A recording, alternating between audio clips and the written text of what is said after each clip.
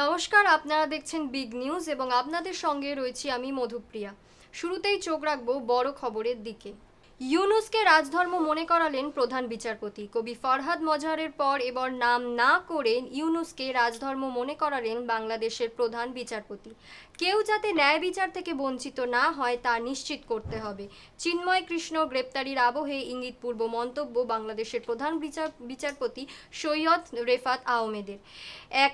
একাত্তরের মুক্তিযুদ্ধের শহীদদের স্মরণে রাখার পরামর্শ প্রধান বিচারপতির। 1971-এর মুক্তিযোদ্ধাদের সাহসিকতার জন্যই স্বাধীন সার্বভৌম বাংলাদেশের ভিত্তি স্থাপিত হয়েছিল।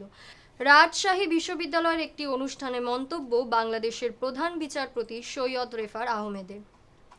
চোখ রাখবো পরবর্তী খবরে। রাজশাহীতে হিন্দু মহিলার জমি কেড়ে নিল মৌলবাদীরা। হিন্দু হলেই খুন, মেয়ে দেখলেই ফতোয়া জারি।